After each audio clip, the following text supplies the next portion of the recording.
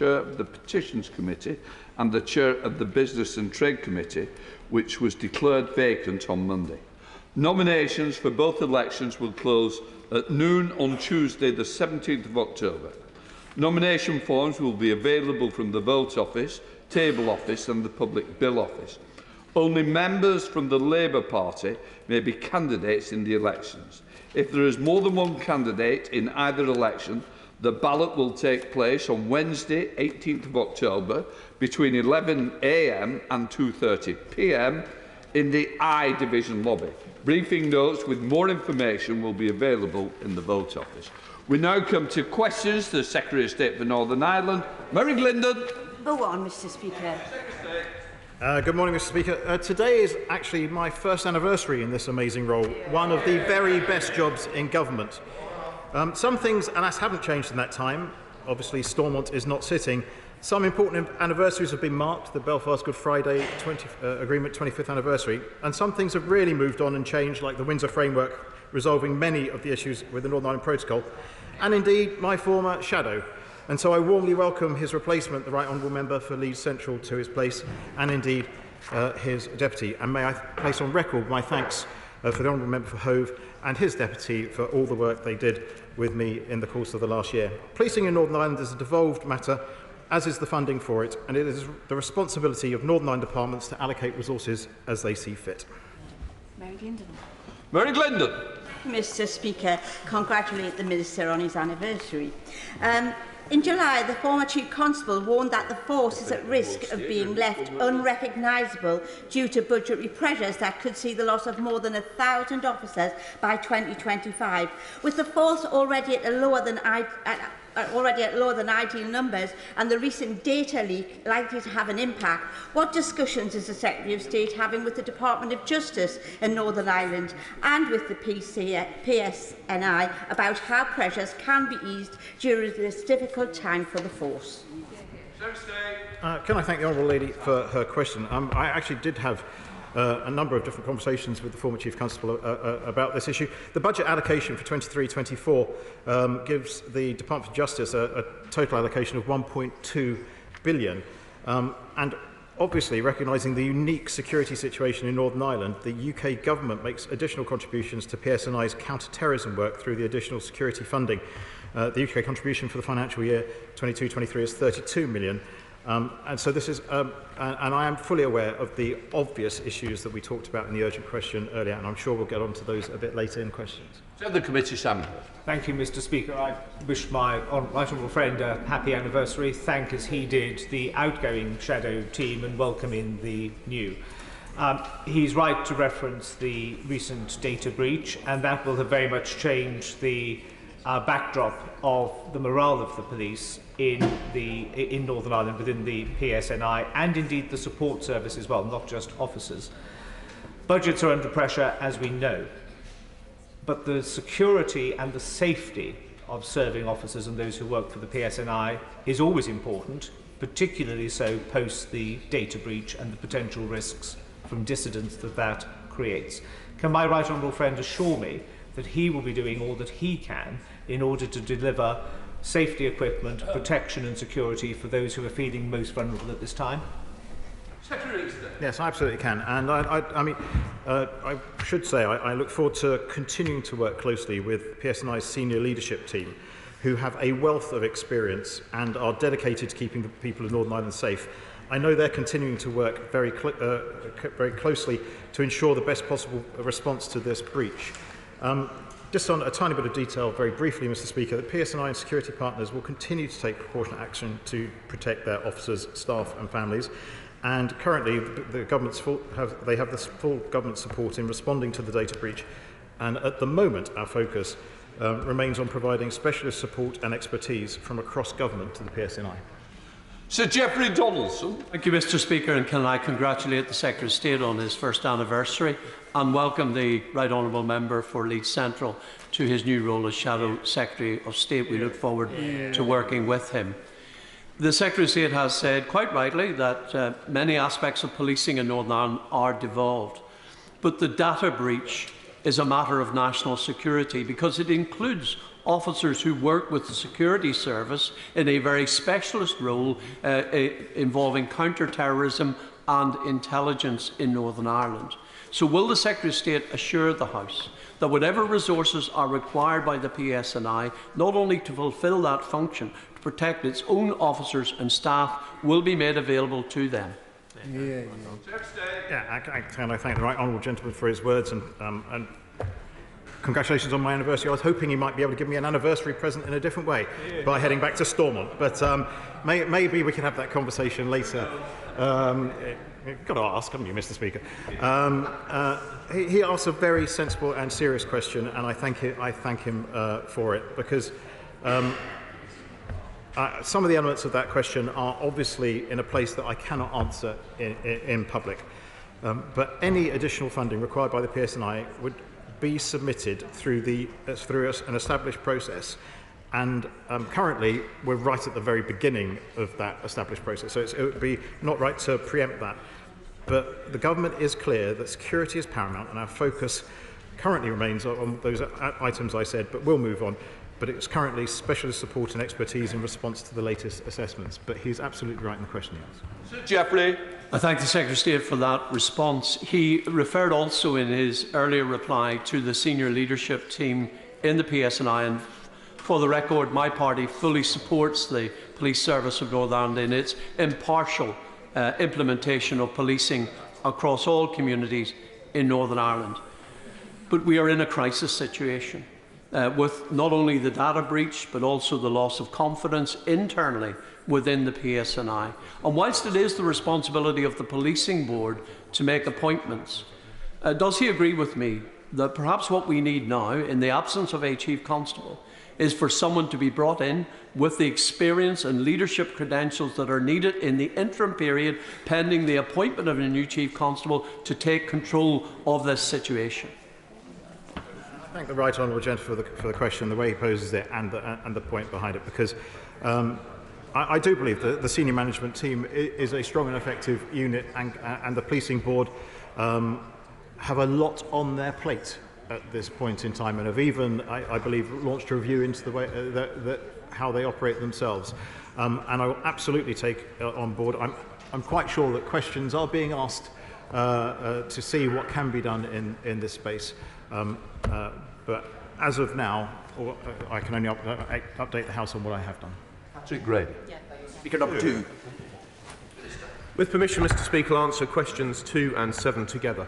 The UK Government is acutely aware of the cost of living pressures experienced in all parts of the UK since the onset of war in Ukraine.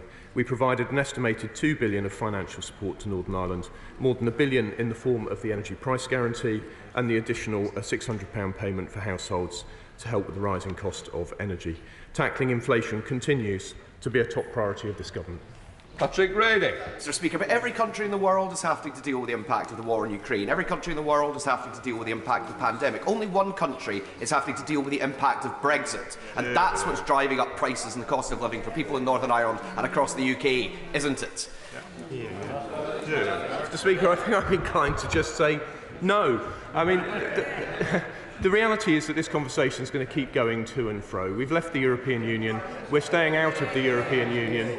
Our task is to make sure that we flourish as a nation outside the EU. And I do wish that he would just get behind it and move on. Chris Stevens.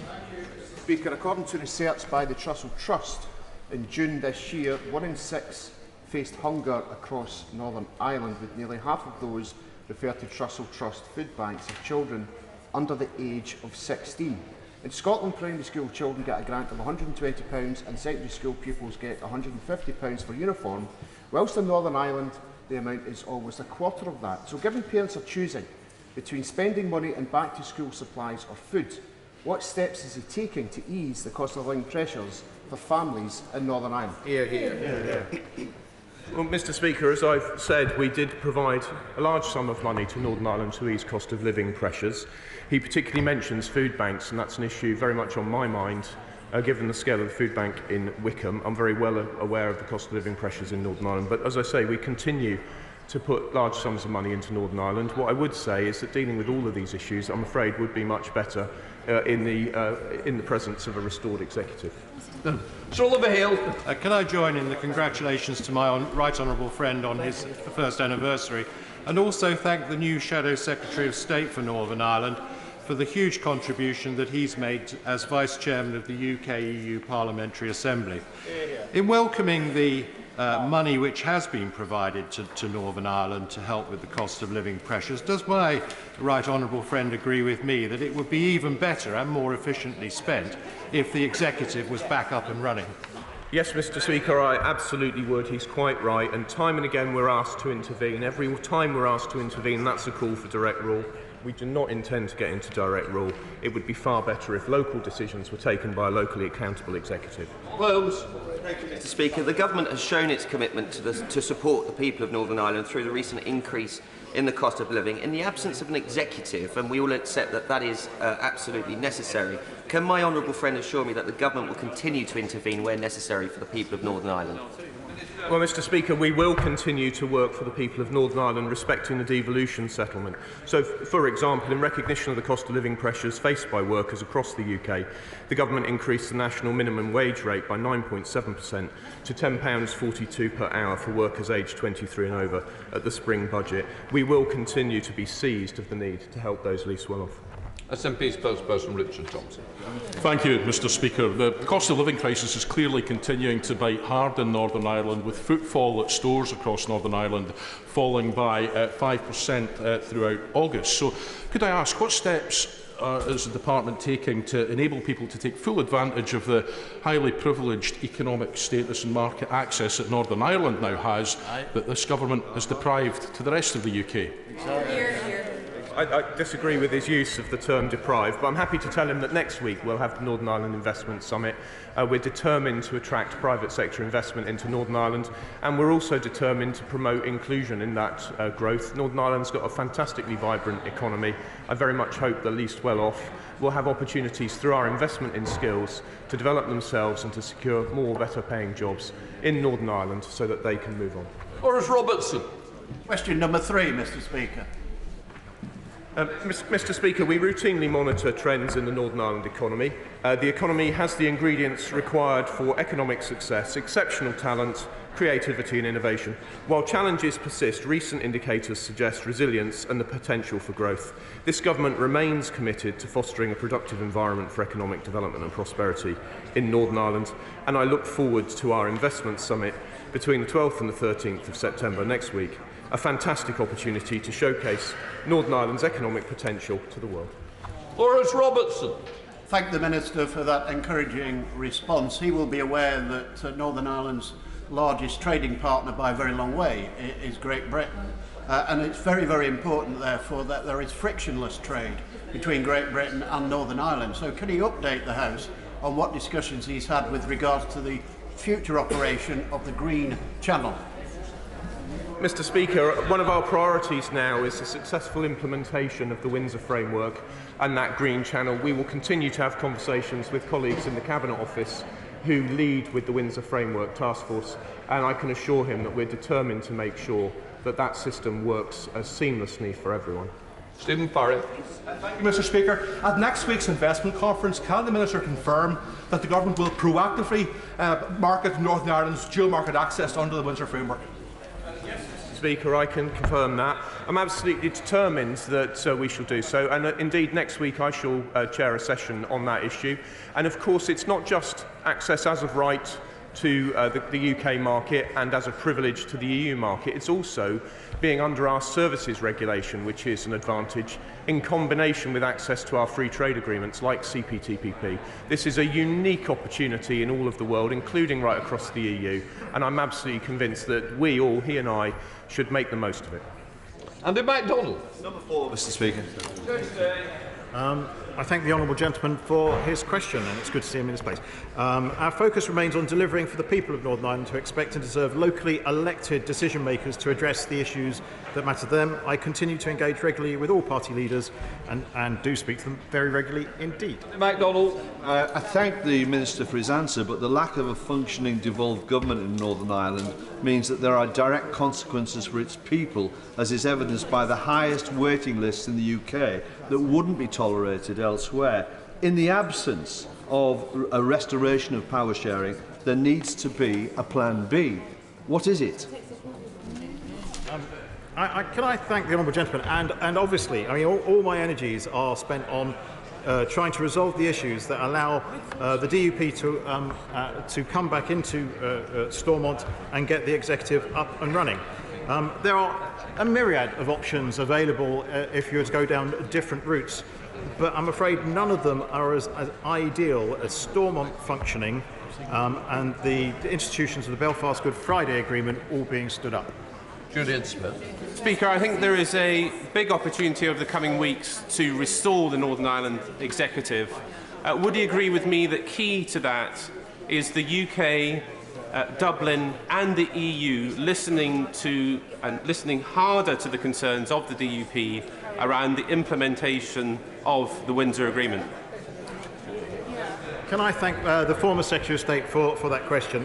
And he is absolutely right. We have been listening in great detail to the Right Honourable Gentleman, the leader of the DUP and his team of negotiators over the course of the summer, where we have had very, very detailed negotiations, and I do believe we are honing in on what is actually required, and that might well need conversations elsewhere, but let us see where we get to in the course of the next couple of days. We come to the Shadow Secretary of State, Hilary Benn. Thank you very much, Mr. Speaker. The Windsor Framework, which was agreed 7 months ago, was a great achievement, but it was also intended to enable the restoration of power sharing in Northern Ireland. That has not happened. So what is the government's plan? The Secretary of State refers to the conversations he's having, but what is the plan to get Stormont back up and running? I do sincerely welcome the Right Honourable Gentleman to his place and thank him for his question. The plan is there are issues with one particular political party currently, and we are talking to them on a very regular basis at this point in time. Those talks have moved forward, I'd say, substantially, but you'd have to check in with the party leadership of the DUP to see if that I am correct. I'd say to him, just because you can't see it doesn't mean it's not happening. And the one thing I learned, as I've said many times from this dispatch box, that just because talks are being held in a confidential manner does not mean they're taking place and moving forward. Hilary Benn. The Secretary of State knows that there are concerns in the unionist community about unfettered access for Northern Ireland businesses trading with the rest of Great Britain. The government said last month in the border target operating model that it is committed to this access, as are we all, and that these arrangements will be, and I quote, enshrined and further strengthened in domestic legislation. Can the Secretary of State tell the House when that legislation is going to be introduced? Yeah, hopefully in very short order, dependent on the making sure that we've got it exactly right. So it does answer the questions and allows the Stormont executive to form. Jim Shannon. Question number 5. Mr. Speaker, sending parcels to friends and family in Northern Ireland under the Windsor Framework will be as smooth and easy as it is today, removing any burdensome paperwork costs or delays. Northern Ireland consumers will be able to order from businesses in the rest of the UK and receive goods in the post as they do now without customs processes or burdensome costs. This will maintain consumer choice for British goods in Northern Ireland. Businesses sending goods to other businesses will use our new Green Lane. Jim Shannon. Thank you, Mr. Speaker. I can thank the Minister of State for that reply. With a number of constituents and consumers contacting me to highlight that many eBay or Amazon providers will not ship to Northern Ireland any longer, as they state they can't afford the enhanced fees, demonstrating that Northern Ireland is absolutely continuing to be treated differently. and it is costing small businesses and individuals the ability to shop around. What steps can the Minister of State take to revisit the framework with the EU counterparts to ensure free and fair trade throughout the United Kingdom that is clear and easy to follow for all businesses? Well, Mr. Speaker, under the protocol as it was, all parcels would have needed to complete full international customs processes, and I believe that those suppliers to whom he refers will be making their plans under the protocol as it was. I can tell him that under the Windsor framework, parcels to consumers will not be subject to those burdensome processes, and he reminds us all that we need to redouble our efforts to communicate to suppliers that they will be able to take advantage of the new Green Lane and supply to consumers in Northern Ireland. It's a subject close to my heart, as I can see it is one extremely close to his own. Aaron Bell. Number 6, sir. Thank you, Mr. Speaker. The Northern Ireland Budget Bill 23-24 is progressing through Parliament and is due to be debated in the other House next week. The Secretary of State has used his powers to request information and advice from the Northern Ireland Civil Service on measures that could generate revenue and improve the sustainability of public finances. Aaron Bell. Thank you, Mr. Speaker. I thank my right honourable friend for his answer. Can I congratulate him and the Secretary of State on their anniversaries and pay tribute to them for all they've done in the last year? Some have suggested that we could reform the Barnett formula to address the sustainability of public finances in Northern Ireland. But does my right honourable friend agree with me that that is not a silver bullet and that there will need to be trade-offs made in order to fund public services? I'm extremely grateful to him. This is a very important point. While of course we'll remain open to discussing proposals put to us by the Northern Ireland parties, it would not be a silver bullet to reform the Barnett formula, and an executive will still need to make trade-offs where it decides to spend scarce resources. Negotiations between the Welsh Government and the Treasury on a fiscal framework, which included an adjustment to the Barnett formula, took place over 7 years. So it's not an issue which could be solved overnight with the best will in the world. What we do need is a functioning executive. We stand ready to work with that executive, and in the meantime we will continue to engage with Northern Ireland Civil Service on a range of measures which could improve fiscal sustainability. Welcome Shannon Minister Fleur Anderson. Thank you very much, Mr. Speaker. Early years services are vital for children to reach their potential but are underfunded and at risk in Northern Ireland. Northern Ireland is the only part of the UK without a childcare strategy. And according to the Department for Education, this was delayed again because early years face potential significant budget reductions. When can hard-pressed families in Northern Ireland expect the childcare strategy? Will the Minister commit to early years servicing, receiving the increased multi-year funding needed to invest in children? Well, Mr. Speaker, I'm very grateful to her, and I'm glad to welcome her to her place. As she knows, education is devolved in Northern Ireland, and it is a matter for the Education Department there to take these decisions. But the point she makes is well made, and I'm confident that when she makes her first visit to Northern Ireland, she, like me, will be engaging with all parties on issues just such as this one. All right. Gregory Campbell. Mr. Speaker. Mr. Speaker, my officials and the Department for Energy are engaging with Northern Ireland Department for Economy to understand the facts and to assess any extra requirements. Energy is a devolved matter. Gregory Campbell. I thank the Secretary of State for that response, but can he indicate to people who are concerned about recent newspaper speculation about the future of generation and supply in October and beyond, that that is secure and there will be no hiccup or hiatus between now and Christmas? Thank you for a supplementary. Northern Ireland benefits actually from being part of the United Kingdom with access to electricity from Great Britain through the interconnector, and also benefits from being part of the single electricity market on the island of Ireland, something I and both and my Minister of State have worked hard to ensure was preserved during the UK's exit from the European Union.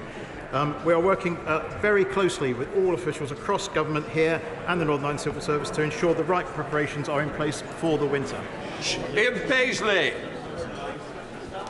Speaker, the cliff edge on veterinary medicines has been removed, protecting the supply of those medicines in Northern Ireland through to 2025, whilst we work through sustainable long-term solutions. And of course we're much more optimistic about reaching those solutions in the context of the Windsor framework. There will no longer be any need for costly phytosanitary certificates for each movement of plants staying in the UK. We have paved the way for 11 banned plant species to move again by the time of the next planting season. These were priority cases identified by the industry itself, and we have progressed further cases since announcing the Windsor framework. We're working closely with a wide range of stakeholders to ensure that gardeners, farmers and growers can access plants and seeds from a wide variety of sources. Ian Paisley. Thank you, Mr. Speaker. With regards to veterinary medicines, I fear the Minister's sunny optimism may be somewhat misplaced. After all, his preferred stakeholder, Mr. Bernard von Goffem, the Director General of Food Sustainability, has made it abundantly clear to DEFRA and to the UK Government that the negotiations on this matter are, in his words, over. The deal is done. There will be no change to veterinary sciences. This means insulin will no longer be available in Northern Ireland for animals. Veterinary medicines against botulism, of which there were 144,000 issued last year, will no longer be available. What is the Secretary of State and the Minister going to do about this? Tell him.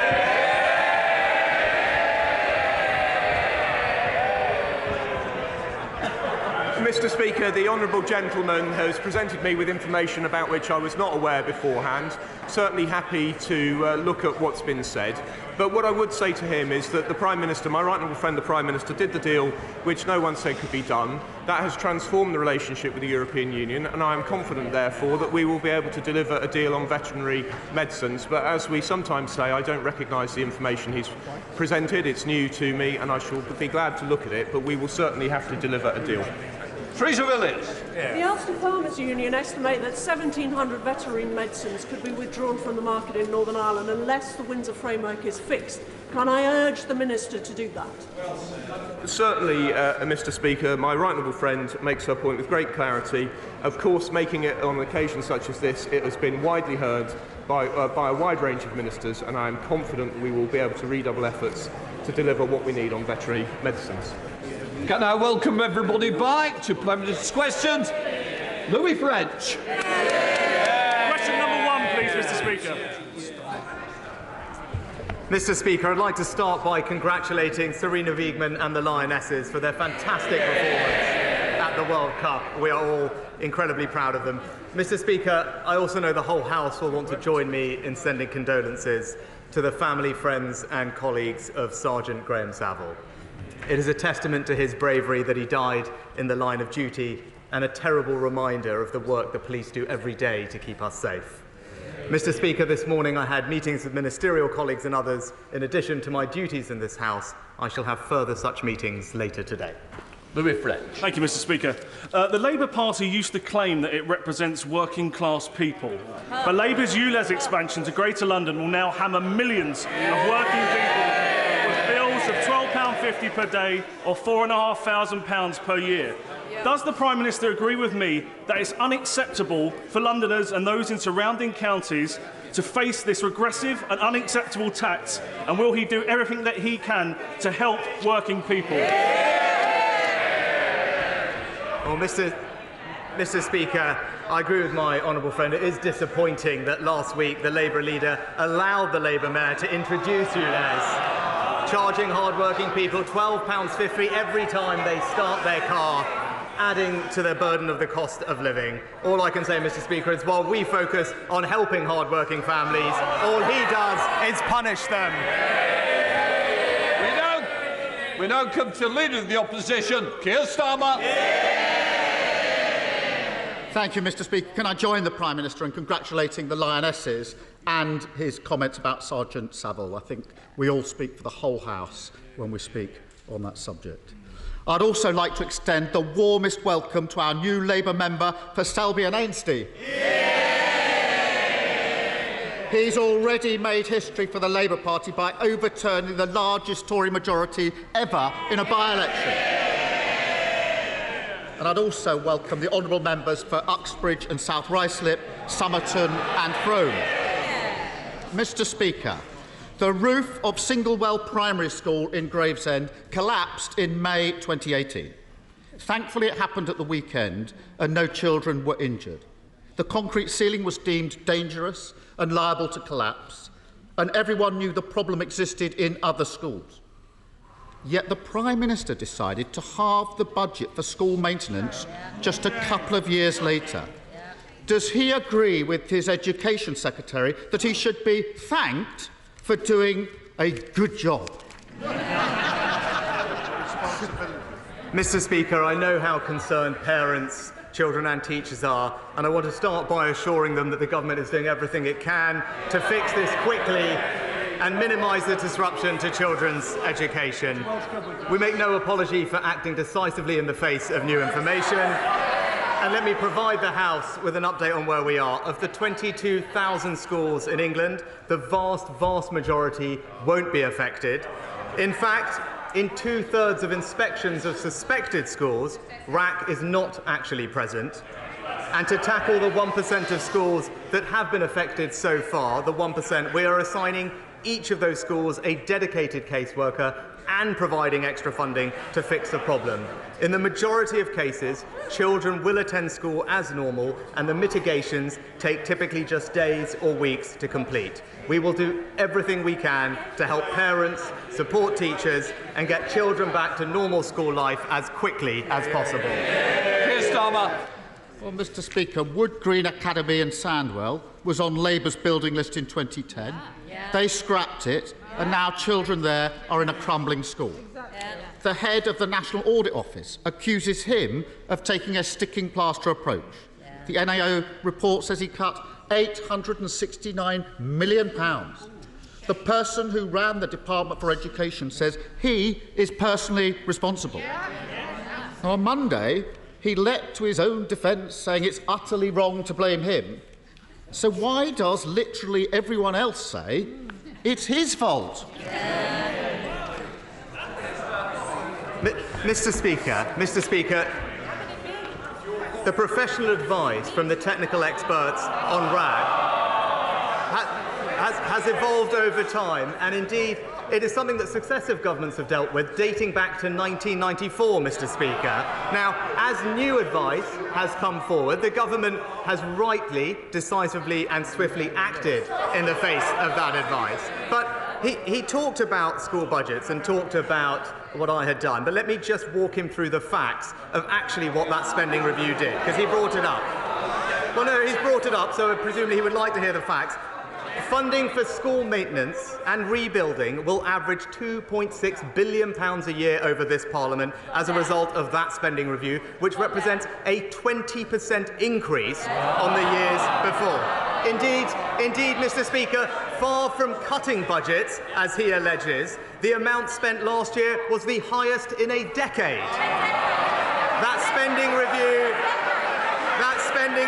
maintained, Mr. Speaker, that spending review maintained the school rebuilding programme, delivering 500 schools over a decade, a pace completely consistent with what had happened previously. And, Mr. Speaker, it is worth pointing out that during the parliamentary debates on that spending review, the Labour Party and him did not raise the issue of Raac one single time. So before he jumps on the next political bandwagon, he should get his facts straight.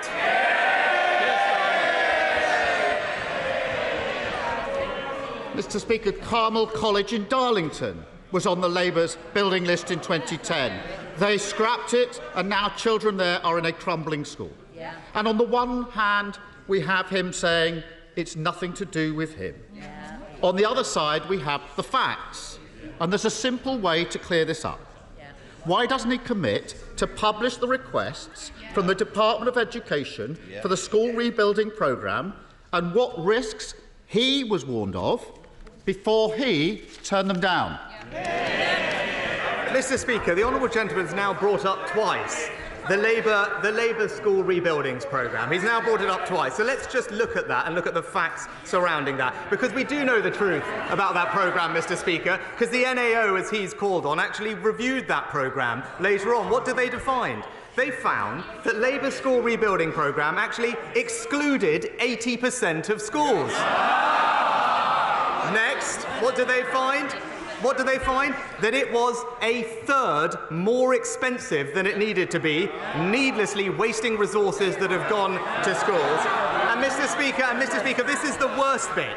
The worst bit is that programme, because now he's talking about the physical condition of schools, that programme only allocated funds solely on the basis of ideology, with no regard whatsoever to the physical condition of schools, Mr. Speaker.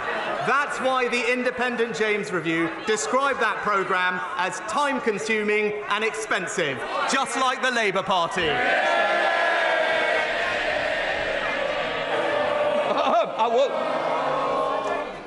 We don't want to start off with somebody leaving so early, because that's what's going to happen. Keir Starmer.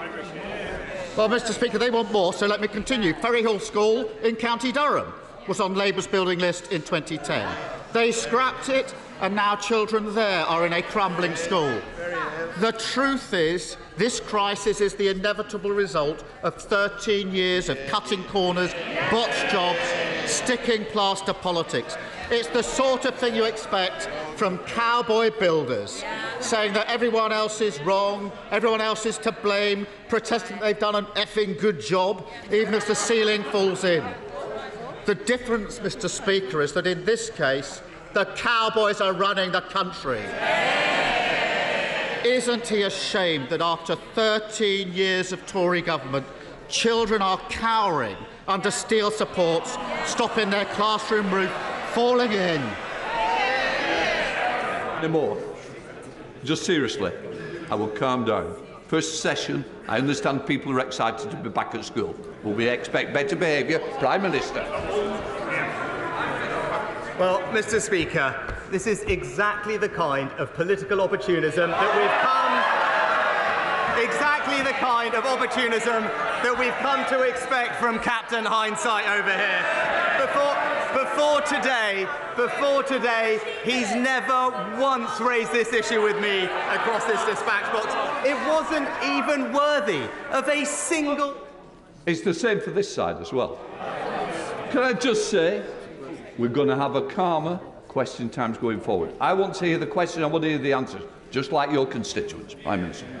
Mr. Speaker, before today, he never once raised this issue with me in Parliament. It wasn't even worthy of a single mention in his so-called landmark speech on education this summer. And if we'd listened to him, our kids would have been off school and locked down for longer. It's as simple as that. He talks about 13 years. Well, let's see what happened. When we came into office, 2/3 of schools were good and outstanding. Now it's 90%, Mr. Speaker.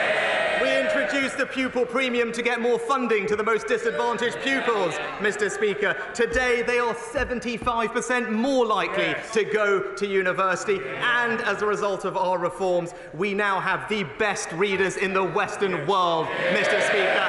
That's what 13 years of education reform gets you, all of which opposed by the party opposite. Well, it claims to be a man of detail. There are 100 parliamentary questions from this side on this issue and an opposition day motion. But, Mr. Speaker, let us continue. Holy Family Catholic School in Bradford was on the Labour building list in 2010. They scrapped it, and now children there too are in a crumbling school. Mr. Holden, I think I've heard enough. No, then, this is the last time you make your mind up. You either go now or you're quiet for the rest of us. And, Mr. Speaker, if you can believe it, in April this year, the Education Secretary signed a contract for refurbishment of her offices. It's got a personal stamp of approval on it. It cost, I can't quite believe this, £34 million. Can he explain to parents whose children aren't at school this week why he thinks a blank cheque for his Tory minister's office is better use of taxpayers' money than stopping schools collapsing? Well, Mr. Speaker, what I'd say to parents is, in the receipt of new information, we have acted decisively to ensure the safety of children, and minimise disruption to education, as we have laid out and communicated extensively. That is the right thing to do. And I would also gently point out to him, Mr. Speaker, whilst the Department for Education started this process 18 months ago in spring of last year, as far as I can tell, in Labour-run Wales, they still don't know which schools are affected, Mr. Speaker. But again, he brought up this issue of funding, Mr. Speaker. And again, let's look back to what happened in that spending review. Because in that spending review, I increased the Department for Education's capital budget by 25% to a record £7 billion, Mr. Speaker. It tripled the amount that we spend on children with special education needs and disabilities. It improved the condition of the overlooked FE estate, and it set the course for per-pupil funding to be the highest ever. But it also, Mr. Speaker, crucially, invested £5 billion to help our pupils recover the lost learning from COVID. £5 billion, Mr. Speaker, and he might remember that, because we wanted pupils learning, he wanted longer lockdowns. Keir Starmer. I think he just doesn't get how this "it's all fine" out there is so at odds with the lived experience of millions of working people across this country. And, Mr. Speaker, let's go on. This is a long list. At least 6 schools in Essex were on Labour's building list in 2010. They scrapped them, and now children there are in crumbling schools. What he won't admit is the reason he cut these budgets, ignored the warnings, is quite simple. Just like he thought his tax rises were for other families to pay, he thinks his school cuts are for other families to endure. Doesn't it tell you everything you need to know? That he's happy to spend millions of taxpayers' money sprucing up Tory offices, billions to ensure there's no VAT on Tory school fees, but he won't lift a finger when it comes to protecting other people's schools, other people's safety, other people's children. Mr. Speaker, I know he comes here with these prepared scripts, but he hasn't listened to a single fact of 6 questions about the record amounts of funding going into schools, about the incredible reforms to education impacting the most disadvantaged children in our society, a record that we're rightly proud of. And yes, of course we can name the schools. That's because we are reacting to information and publishing that information, Mr. Speaker, so we know where the issues are, something that we're still waiting for by the Welsh Government in Wales. But Mr. Speaker, of course he wants to try and score political points of something that we are dealing with in the right and responsible way. But I do note that he has not mentioned a single other thing that has happened since we last met across these dispatch boxes, Mr. Speaker. He talked about hard-working families across Britain, but what's happened? Energy bills, down, Mr. Speaker. What's happened to inflation? Down, Mr. Speaker. What's happened to small boat crossings? Down, Mr. Speaker. And when it comes, Mr. Speaker, and when it comes to economic growth, what's happened? It's gone up, Mr. Speaker. He tried time and time again to talk down the British economy, but people weren't listening, thankfully. His entire economic narrative has been demolished, and the Conservatives are getting on delivering for Britain.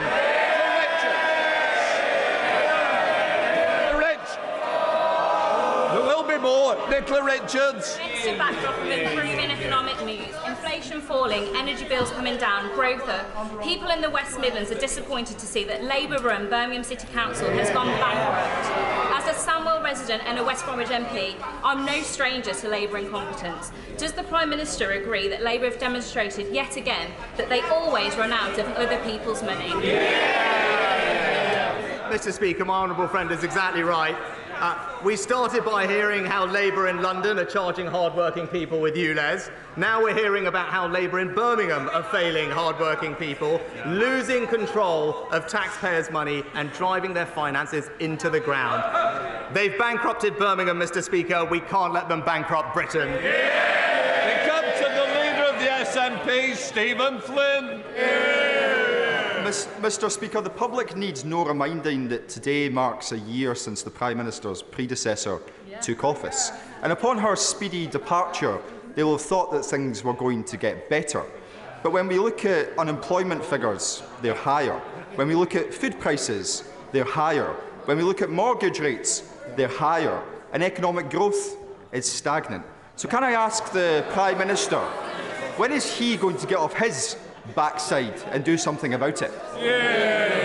Well, Mr. Speaker, I think what the honourable gentleman failed to point out is that the amount of times I've sat across the dispatches from him and his colleagues and heard how somehow we were a laggard when it came to growth, Mr. Speaker. What he didn't do is take the opportunity to correct the record today, now that the pub figures have been published, which demonstrate, in fact, we had the fastest recovery out of any European economy after COVID. Even Flynn!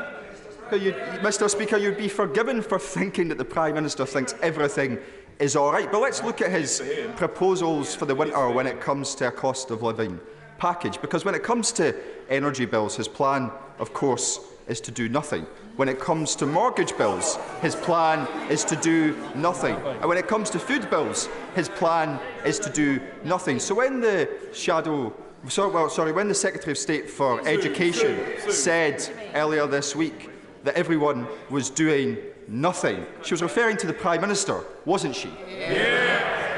Mr. Speaker, I think he's a little bit out of practice, because when it comes to energy bills, what we have done is pay for around half of a typical family's energy bill over the past year. Support worth £1,500, Mr. Speaker, benefiting families in Scotland. He asks about mortgages, Mr. Speaker. The Chancellor's Mortgage Charter covers 90% of the mortgage market and ensures that a typical mortgage holder can save hundreds of pounds a month when it comes to their mortgage refinancing. And when he talked about energy, thanks to the actions of this government, we are supporting the hundreds of thousands of jobs in the Scottish oil and gas industry, securing this country's energy supply, something that he opposes. I will always do what's right for the people of Scotland, Mr. Speaker, and it's time the SNP did the same. Thank you, Mr. Speaker. I was delighted when the Prime Minister last year said that on his watch we would not lose swathes of farmland to solar applications, instead rightly arguing for solar to be installed on rooftops. Yet my constituency sees a constant flow of planning applications for solar farms and battery storage plants on food-producing land. So can I ask my right honourable friend, when will his pledge become a reality? Yeah, quite right. Quite right. Mr. Speaker, my honourable friend makes an excellent point. Now, solar is one of the cheapest forms of electricity generation, so it's right that we try and see more of it across the country. But we do need to protect our most valuable agricultural land so that they can produce food for the nation and increase our food security. And that's why, thanks to our changes, the planning system now sets this out explicitly with a clear preference for brownfield sites. Now, of course, we want to do more to encourage barn-top solar, Mr. Speaker, and DEFRA will be updating the House with further information on that policy in due course. Andrew Bridgen. Speaker, last week the Prime Minister stated that he was proud of his furlough scheme. I wonder, Mr. Speaker, if he's equally proud of the $400 billion it put on the national debt and the inflation it's caused. Was he proud of the jobs lost, businesses closed and lives crushed due to the lockdowns? Is he proud of the increased NHS waiting list, premature deaths, and the 1 million young people now needing mental health support? And finally, Mr. Speaker, is he proud of the excess deaths affecting every one of our constituencies that nobody wants to talk about? And will he give an undertaking to the British public, a solemn undertaking that they will never be inflicted upon them ever again? Well, Mr. Speaker, as the honourable gentleman knows, there is a formal inquiry regarding COVID which will examine all the decisions that were made, including lockdown and the impacts of them. But with regard to the furlough scheme, Mr. Speaker, I am proud that at a time of extreme anxiety in the country, facing an unprecedented situation, that this government put its arms around the British public to ensure that we protected 10 million jobs. And as the report from the ONS showed last week, those actions, combined with all the other things we did to support the economy, ensured that we had the fastest recovery through the pandemic of any European nation. Dr. Neil Hudson.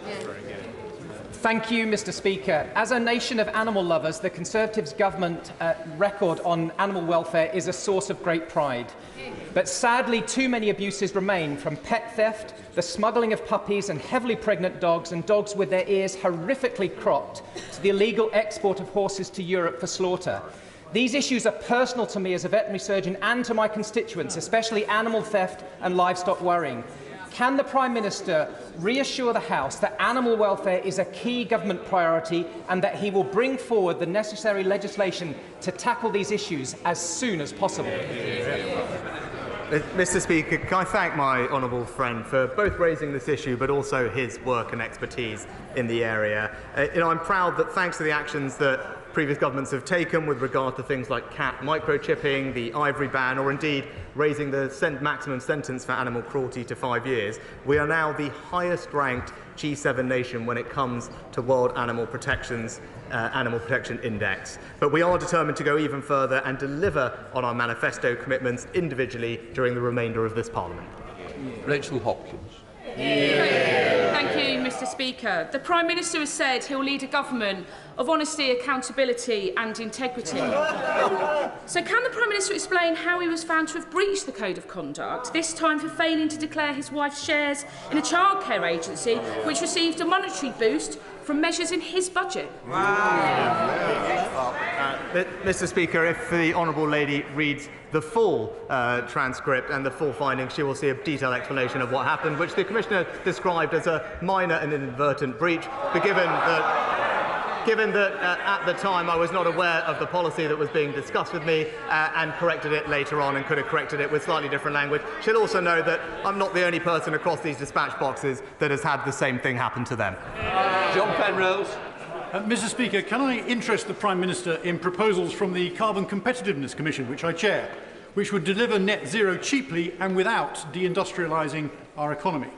It would help British manufacturers placing imports from countries with lower energy costs, make our exports more competitive everywhere and cut fuel duty here at home. We have strong backing from Britain's heavy industries, cross-party support from the excellent member from Aberavon, who I see is also on the order paper. So would the Prime Minister consider adding his name to our list of supporters as well?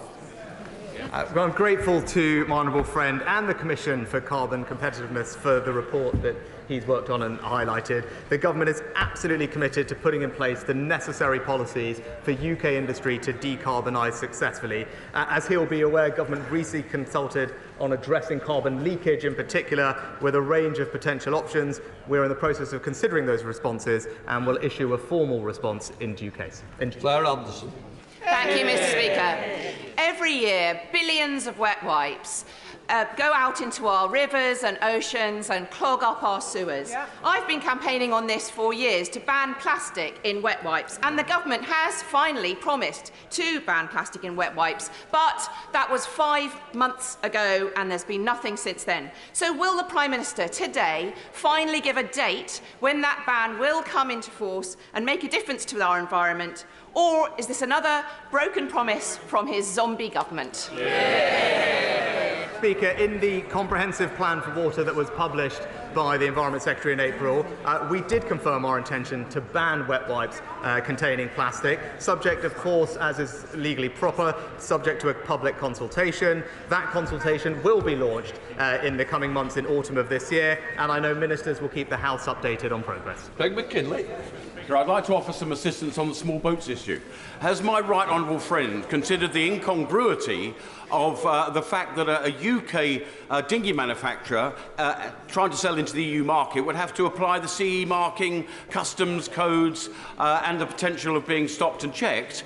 And similar applies perversely when a simple thing like GB to NI trade. But none of this applies, seemingly, when these huge, supersized, dangerous, cut-and-shut dinghies are taken in from Turkey across the EU border into Bulgaria and Greece. Is he as confused as I am by the EU's double standards on this matter? Well, my honourable friend is absolutely right that we must do all we can to stop the boats and tackle illegal migration. And we know that the export of small boats across parts of the European continent is a vital element of the smuggling gang's tactics. And that's why, specifically, we are stepping up joint operations with Turkey, Mr. Speaker. And I raised this with the President when we spoke, so that we can tackle organised immigration crime and specifically disrupt the supply chain of boat parts that are used for these dangerous crossings. And I will continue to keep him updated on our progress. Luke Pollard. Thank you, Mr. Speaker. 2 years ago in Plymouth, we lost 5 people in the worst mass shooting the country has seen for a decade. The government has finally consulted on firearms reform, But after pressure from shooting groups, even these sensible measures looks like they could be watered down. So will the Prime Minister bow down to lobbyists from the shooting industry, or will he stand with the grieving families and those in Plymouth who want to see no other tragedy like this ever happen again with stronger gun laws? Well, Mr. Speaker, I know how important this issue is to the honourable gentleman following the horrific shooting in his constituency, and my thoughts are with the family of all those who were killed. He will know that firearms are subject to stringent controls, and rightly so, but those controls are kept under constant review. For example, we've taken action to improve information sharing between GPs and the police to make sure that people are not given access to firearms without their medical conditions being checked, and the statutory guidance for chief officers of police have been improving so that how people apply for firearms is assessed properly, including checks on social media. With regard to the matter that he specifically raises, the Home Office is in the process of considering responses to that consultation and will respond in due course. Stephen Metcalfe. Thank you, Mr. Speaker. Later today, Mr. Speaker, I'm bringing forward a 10-minute rule bill to include the provision of automated external defibrillators in all new housing developments of 10 dwellings or more. Will my right honourable friend therefore support this provision and ask his relevant Cabinet colleagues to engage with me on to ensure these life-saving pieces of equipment can become commonplace where they can have the most impact close to people's homes? Well, Mr. Speaker, my honourable friend is right to highlight the importance of these life-saving devices, and that's why the National Planning Policy Framework already expects planning policies and decisions to promote public safety, but it's also why recently the government launched a £1 million fund which will place around 1,000 new defibrillators in communities across England to help improve equality of access to these life-saving devices. Andy MacDonald. In 2019, Outwood Academy's Riverside Free School application in Middlesbrough was approved, with its first Year 7 intake arriving the following year. And that has happened every year since, but there's still no new building. I've had no response to my request for a meeting with the Secretary of State, but that original intake are destined to spend their entire secondary education in various temporary adapted premises. Mr. Speaker, with pupils being shunted around old buildings, talk of levelling up and addressing the GCSE attainment gap rings hollow. So can the Prime Minister and his Education Secretary get off their derrieres and sort this out? Well, Mr. Speaker, I'm happy to ensure that the honourable gentleman gets an answer to the specific question he raised on the school. But more generally, I'm proud of what the government's doing in Teesside and the Tees Valley to support education, with the recent announcement of new sixth forms, but also as an education improvement area, receiving extra funding and resources. And that's why we've seen standards in reading and maths increase considerably, and we're determined to keep going. Priti Patel. Speaker, the Prime Minister is aware of how the Raac issue has really affected schools in Essex. We've got a high number of schools that have been impacted, and he's rightly said today that the government is doing everything it can to get children back to school. Can he try to commit, and I know there's a debate later on today, to fully funding both the capital and revenue costs that are associated with getting children back into school? And I would hope that he would commit to meeting the leader of Essex County Council, because they are pioneering some great reforms right now where they're looking to support, maintain schools, as well as academy trusts. And I think actually the government could get some good insights in terms of how we can get children back to school fast, and also look at the funding model for this. Can I first of all start by thanking my right honourable friend for the engagement constructively that she's had with the department, and indeed pay tribute to her school leaders and local authority for everything that they are doing. I am happy to give her the reassurance, as the Chancellor already said, new funding will be provided to schools to deal with this issue, but also to ensure that we can get through this as quickly as possible for her constituents and parents, and indeed everyone's. DfE are in the process of increasing the number of dedicated caseworkers from 50 to 80. We have 35 project directors regionally on the ground to support, and we've increased the number of survey firms by more than double, Mr. Speaker, so that we can rapidly, over the next few weeks, fully assess all the relevant schools and have a mitigation plan in place. Stephen Kinnock. Thank you, Mr. Speaker. Steelworkers in my Aberafon constituency have watched in frustration as other governments have pumped investment into decarbonisation, whilst successive Tory governments have sat on their hands. So when will the Prime Minister finally conclude the talks with Tata Steel, and can he guarantee that there will be a matching level of investment with what other European governments are doing on decarbonisation? And will he guarantee that the conclusion will be based on serious engagement comprehensively with the steel unions? Well, Mr. Speaker, steel is absolutely vital to the UK. This is something that, of course, is of interest to the honourable gentleman, but something that I've also discussed extensively with my honourable friend from Scunthorpe, and that's because the industry supports local jobs and economic growth. Now, conversations with specific companies like Tata are ongoing, but they are understandably commercially sensitive. But we do share the ambition of securing a decarbonised, sustainable and competitive future for the industry in this country. And in the meantime, we are supporting the sector, Mr. Speaker, with our energy industries exemption, which provides discounted energy bills, and the Industrial Energy Transformation Fund, which supports steel companies with their energy bills and the transition through capital to a greener future. Mark Fletcher. Thank you, Mr. Speaker. 2 weeks ago, the government announced that the Bolsover School's bid for a sixth form in my constituency has been successful. 52% of school leavers at 16 years old across the country go on to a sixth form, but in Bolsover it's 23%, in Clown 22%, and in Shirebrook it's 7%. So will the Prime Minister join me in thanking the Redhill Academy Trust, Matthew Hall, the head teacher of Bolsover School, and all of those who have helped to bring a sixth form to Bolsover? Well, can I congratulate Redhill and everyone involved with the successful bid for the new sixth form in Bolsover. I'm delighted that the bid was successful because my honourable friend, I know, shares my desire to ensure a world-class education for every single one of our young people across the country, because that is the best way to provide them with the opportunity for a better life, and this new programme of sixth forms will deliver that in his constituency and many others across the nation. Ian Mans. Very grateful, Mr. Speaker. Mr. Speaker, the North East has been underfunded in terms of transport investment for decades. HS2, meant to be an economic development and connectivity lifeline, now not coming anywhere near. And the A1 Northumberland dualling decision delayed yet again, and our regional rail services still running on outdated infrastructure and rolling stock. With all that in mind, will the Prime Minister commit to funding to reopen the Leamside line from Gateshead to County Durham to take pressure off the East Coast Main Line and aid economic well-being movement of passengers and freight services in the North East of England, or is levelling up just a rhetoric?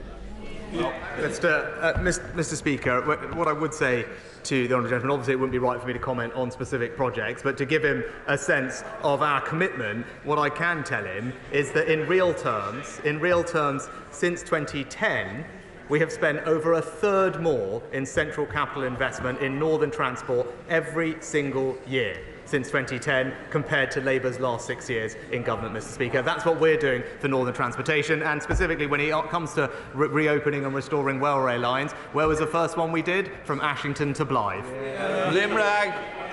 Yeah, I have a cheerful question that I know my right honourable friend the Prime Minister will find impossible to resist, because he'll be aware of the work I've been doing with the Number 10's UK Ambassador for Mental Health, Dr Alex George, to establish early intervention mental health hubs across the country. Now, we've got the pilot, which seems lost somewhere between the Treasury and the Department of Health, but I know he'll sort that problem out. But I wonder if he will be able to meet with Dr Alex George and myself to discuss it further, because these hubs will make a massive difference to constituencies across the country, because we all know the problems with CAMS and the perverse situation where children and young people have to get progressively worse before they get the treatment they need. I know he'll be very supportive of this one, Mr. Speaker. Well, Mr. Speaker, I know my honourable friend is rightly a passionate advocate for improving mental health support for young people, something that I know we are doing, and I'm proud of our record, particularly increasing the number of mental health support teams that work with schools and expanding community services. I know DHSE is looking at the role that early support hubs might play in this plan, but I'm very happy to meet my honourable friend personally to discuss how we can push this through. Mary Glynn. Thank you, Mr. Speaker. We've heard far too much lately about ministerial posteriors and very little about prosperity for the country, even in these dying days of the lame duck government. Will the Prime Minister stop prevaricating and subscribe to the Horizon programme for the sake of vital British science, innovation and cancer research? Well, Mr. Speaker, this is a government that is investing record sums in British science and research and development because we believe that is critical to a brighter economic future and spreading opportunity. Now, our priority and preference is to associate to Horizon, but we do want to make sure that that is on terms that are right, both for the British taxpayer and for British science and research. I can commit to her that we've been extensively involved in discussions. I hope to be able to conclude those successfully, and when we do, I hope she'll be the first to stand up and congratulate the government. Caroline Dinage. Thank you very much, Mr. Speaker. September is Childhood Cancer Awareness Month, but it also marks 2 years since the death of my constituent Sophie Farrell. She was only 10 years old. Every day in the UK, Mr. Speaker, 10 young people will be diagnosed with cancer, and 2 of those will not survive. Those that do face a lifetime of side effects from treatments that are just not designed for small bodies. When will the Prime Minister publish a childhood cancer action plan? Oh, Mr. Speaker, can I thank my honourable friend for raising this issue and extend my sympathies to her constituent and family as she raised. She's right to continue campaigning in this important area. I hope she'll understand that I can't preempt the content specifically of the strategy, but I can tell her that it will draw on previous work, including submissions from childhood cancer charities and stakeholders to our recent calls for evidence. Of course, we want to hear from them to highlight and get a sense of the issues that she specifically raised, but I'm sure I'll ensure that we write to her to give her a sense of timing. Chris Law. Thank you, Mr. Speaker. Every year, the SNP Scottish Government mitigates against the cruellest of Westminster policies by spending £84 million supporting hard-working families against the brutal bedroom tax and over £6.2 million covering the 2-child benefit cap. Astonishingly, Mr. Speaker, we have learned over the summer the Leader of the Opposition is an enthusiastic supporter of these Tory cruel welfare policies, with U-turn after U-turn from the Labour Party. So given that the Tories and Labour are 2 cheeks of the same arse, offering no change, no vision, no hope, does the Prime Minister agree that the only way Scottish voters can rid themselves of these... Order. I'm not going to both stand up, so one of us is going to give way and it won't be me. Can I just say, let's think about language. Let's be more temperate and let's make sure that this Parliament can be proud. The pride of this Parliament will shine through, but certainly not using language. Happy to change the offending word with bottom. Given that the Tories and Labour are 2 cheeks of the same bottom, offering no change, no vision and no hope, does the Prime Minister agree that the only way for Scottish voters to rid themselves of these heinous policies is to vote SNP to leave Westminster forever?